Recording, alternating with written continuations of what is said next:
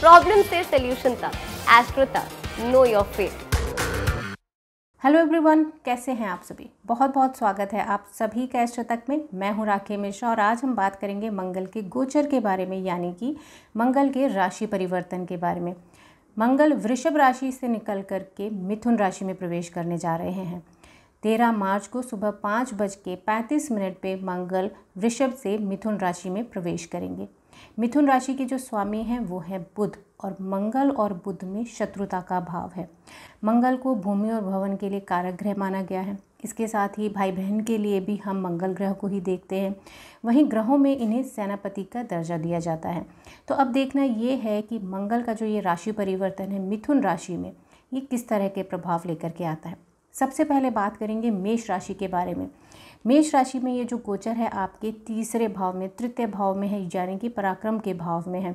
तो इस समय पे आपके साहस और पराक्रम में वृद्धि होगी। आप किसी भी तरह की परिस्थिति को आसानी से हल कर पाएंगे, उससे आगे बढ़ पाएंगे। विषम परिस्थितियों का भी सामना आप आसानी से कर सकेंगे। इसके साथ ही छोटे भाई बहनों से आपके अलगाव की परिस्थिति बन सकती है, लेकिन इस परिस्थिति को भी अपनी सूझबूझ से आप संभाल सकते हैं।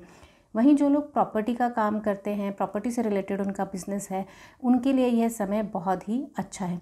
इस समय को और बेहतर करने के लिए आपको दान अवश्य करना चाहिए। इस समय पे आप लाल मसूर का दान ज़रूर करें। बात करेंगे वृषभ राशि के बारे में। वृषभ राशि के लिए जो गोचर है उनके सेकंड हाउस में है। इस समय पे सबसे पहली ज़रूरत है आपको अपनी वाणी पर संयम रखने की। इस समय आपको उतार चढ़ाव देखने के लिए मिलेंगे जीवन में। फाइनेंशियल प्रॉब्लम भी आपको हो सकती है। इसके साथ साथ सेहत की अगर हम बात करें तो आपको अपनी राइट आई का ध्यान रखना है। राइट आई से रिलेटेड आपको परेशानियों का सामना करना पड़ सकता है। एंसेस्ट्रल प्रॉपर्टीज़ को लेकर के भी विवाद की संभावना है। तो इस समय पर अगर किसी भी तरह से कोई भी एंसेस्ट्रल प्रॉपर्टी को लेकर के कोई बातचीत चल रही हो तो उसे आप कुछ समय के लिए ज़रूर टालें। इस समय आपके मानसिक कष्ट, मानसिक जो तनाव है वो बढ़ेगा, और साथ के साथ ब्लड रिलेटेड इश्यूज़ यानी कि बीपी से रिलेटेड या शुगर से रिलेटेड इश्यूज़ होने की संभावनाएं भी आपकी बनती हैं।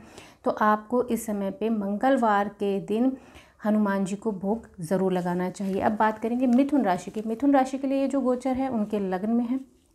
आपको इस समय पे अपने व्यवहार को संयमित रखने की बहुत ज़रूरी है। किसी भी तरह के वाद विवाद, लड़ाई झगड़े से आपको बचना है इस समय में। इस समय में किसी भी तरह की कोई नई पार्टनरशिप आपको नहीं करनी है। इसके साथ ही अगर आप किसी भी तरह का भूमि या भवन अभी खरीदना चाहते हैं तो उसके लिए आप थोड़े समय और इंतज़ार करें। अब हम बात करेंगे कर्क राशि के लिए। कर्क राशि के लिए भी ये जो गोचर है बहुत शुभ नहीं है। इस समय पे आपके ये जो गोचर है आपके 12th हाउस में है। आपके खर्चे बढ़ सकते हैं। इसके साथ ही व्यर्थ की भाग दौड़ भी हो सकती है। सेहत का ध्यान रखना बहुत ज़रूरी है, अदरवाइज़ हॉस्पिटलाइजेशन के चांसेस भी आपके बन सकते हैं। वहीं इस समय पे आप किसी को भी पैसे देने या लेने से बचें, अदरवाइज़ फाइनेंशियल लॉस भी हो सकता है आपको। अब हम बात करेंगे सिंह राशि के बारे में। सिंह राशि के लिए ये जो गोचर है ये बेहतर है, शुभ गोचर है, क्योंकि ये गोचर आपके एकादश भाव में हो रहा है। आपके काम जो पहले से अटके हुए थे उनके बनने की पूरी संभावना है। आप अपने काम में सफल होंगे, और लेकिन आपके जो लव रिलेशनशिप हैं उसमें थोड़ा सा तनाव हो सकता है। तो अपने रिश्तों को संभालने की आपको ज़रूरत है। पढ़ाई के लिए भी ये गोचर बहुत शुभ है। जो लोग विदेश जाकर के अब पढ़ना चाहते हैं उनके लिए भी ये समय अच्छा रहेगा। बस थोड़ा सी जो आपको ज़रूरत है, आपको चीज़ों को संभाल करके सोच समझ के अपने व्यवहार को रखना है, और बहुत सोच समझ करके ही अपने फैसलों को भी लेना है।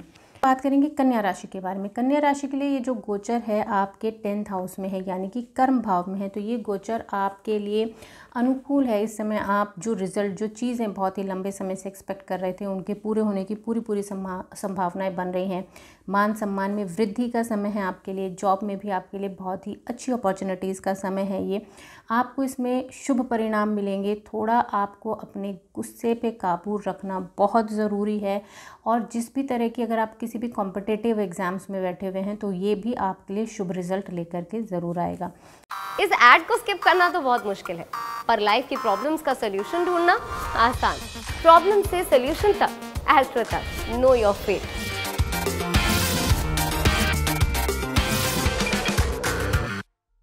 अब हम बात करेंगे तुला राशि के बारे में।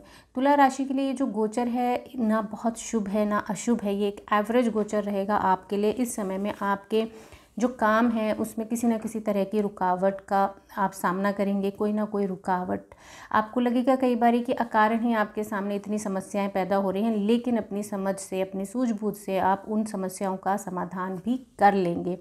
ऐसे लोग भी आपकी मदद के लिए आगे आएंगे जो पहले आपसे बच रहे थे या फिर आपको नीचा दिखाने की कोशिश कर रहे थे, ह्यूमिलेट करने की कोशिश कर रहे थे, वो लोग भी आपकी सोच समझ को देख करके आपके पास वापस आएंगे और आपकी मदद करने की पूरी कोशिश करेंगे। उच्च शिक्षा के लिए भी यह समय आपका बहुत शुभ है। अब हम बात करेंगे वृश्चिक राशि के बारे में। वृश्चिक राशि के लिए ये जो गोचर है आपके अष्टम भाव में है, यानी कि आयु के भाव में है, तो सबसे ज़्यादा ज़रूरत है आपको इस समय पे अपने हेल्थ का ध्यान रखने की। ट्रैवल के समय में आप ख़ास तौर पे ज़्यादा ध्यान दें, किसी भी तरह के एक्सीडेंट यानी कि फ़ास्ट ड्राइविंग से आपको बचना है और एक्सीडेंट की चांसेस संभावनाएं बनती हैं, तो इस समय किसी भी तरह के ट्रैवलिंग में आपको बहुत कॉन्शियस रहना है। इसके साथ ही सामान चोरी की संभावनाएं भी बनती हैं, तो अपने सामान के भी ध्यान दें। वर्क प्लेस पे जो आपके लिए माहौल है वो बहुत अच्छा नहीं है, तो इसलिए इस समय पे जो भी फैसले आपको लेने हैं वो सोच समझ के लीजिएगा। आवेश में आकर के आपको कोई फैसले नहीं लेने हैं। इसके साथ ही अपने ससुराल पक्ष से संबंधों को संभालने की भी ज़रूरत है, किसी भी तरह की अनबन से आप बचिएगा। अब हम बात करेंगे धनु राशि के बारे में। धनु राशि के लिए ये जो गोचर है आपके सप्तम भाव में, यानी कि हाउस ऑफ पार्टनरशिप पे ये गोचर है, तो इस समय आपके रिश्तों में, पर्सनल लाइफ में, मैरिड कपल्स के बीच में इश्यूज़ हो सकते हैं, थोड़ा सा टकरार हो सकती है। इस समय पे आपको किसी भी तरह की नई पार्टनरशिप से बचना है। इसके साथ ही कोई भी फैसला अगर आप लेते हो, ना तो किसी की भावनाओं में बह करके लेना है, ना आवेश में लेना है। आपको बहुत प्लानिंग के साथ ही आपको कोई भी फैसला नेक्स्ट 45 डेज़ के लिए बहुत ही सोच समझ करके लेना है। इसलिए किसी भी तरह की नई पार्टनरशिप में, अपने रिलेशनशिप को लेकर के आप कोई भी बड़ा फैसला लेने से बचें। बात करेंगे मकर राशि के बारे में। मकर राशि के लिए ये जो समय है ये अनुकूल फल देने वाला है, यानी कि ये जो गोचर है मंगल का, ये गोचर मकर राशि के लिए शुभ रहने वाला है। इस समय पे आपकी हेल्थ पहले से बेहतर होगी और इसके साथ आपकी थोड़ी भागदौड़ तो बढ़ेगी, लेकिन ये जो रिज़ल्ट हो गया आपके भागदौड़, जिस काम के लिए आपने ये भागदौड़ की है वो काम भी आपका पूरा ज़रूर होगा। आपके खर्चे थोड़े से बढ़ सकते हैं, लेकिन आपके लिए ओवरऑल ये समय अच्छा है। अपने रिश्तों को भी आप संभाल के रखिए और अपने काम को और बेहतर तरीके से करेंगे। आपको अपने स्वास्थ्य में पहले से अच्छा दिखेगा आपको अपना स्वास्थ्य। अब हम बात करेंगे कुंभ राशि के बारे में। कुंभ राशि के लिए ये जो गोचर है आपके 5th हाउस में, तो आपके एजुकेशन में किसी भी तरह की चुनौतियों का सामना आपको करना पड़ सकता है। आप अपनी कोशिशें जारी रखें। अगर आप कोशिश करेंगे तो आप हर तरह की चुनौतियों का सामना आसानी से कर पाएंगे। इसके साथ ही जो लव रिलेशनशिप में है या फिर लिव इन रिलेशनशिप में भी रहते हैं, उनके रिलेशनशिप में प्रॉब्लम्स आ सकती हैं, तो आपको अपने रिश्तों को संभालने की ज़रूरत है। नए लोगों से मिलना जुलना आपके लिए फ़ायदेमंद होगा, लेकिन सबसे ज़्यादा ज़रूरी है कि आप अपने किसी भी रिलेशन, किसी भी रिश्ते, किसी भी सिचुएशन को अपनी वाणी के कारण बिगाड़ सकते हैं, तो इसलिए अपनी वाणी पे काबू रखना आपको बहुत ज़रूरी है। हम बात करेंगे मीन राशि के बारे में। मीन राशि के लिए ये जो गोचर है आपके 4th भाव में है, तो इस समय पारिवारिक कलह की संभावनाएं बनती हैं, मानसिक तनाव रहेगा, मन अशांत हो सकता है। इसके साथ ही आप अपनी माँ की सेहत को लेकर के भी परेशान हो सकते हैं। इस समय पे आपको कोई भी फैसला जल्दबाजी में नहीं लेना है। आप सावधानी और समझदारी से अगर कोई भी अपना फैसला लेंगे तो किसी बड़े नुकसान से आप बच सकते हैं। तो ऐसी ही जानकारी के लिए आप सभी देखते रहिए एस्ट्रो तक। Thank you so much. आप सभी का दिन शुभ हो। एस्ट्रो तक ऐप पर आपको मिलेगा भविष्य से जुड़े हर सवाल का जवाब। डाउनलोड कीजिए एस्ट्रो तक ऐप और चुटकी में जुड़िए इंडिया के बेस्ट एस्ट्रोलॉजर से।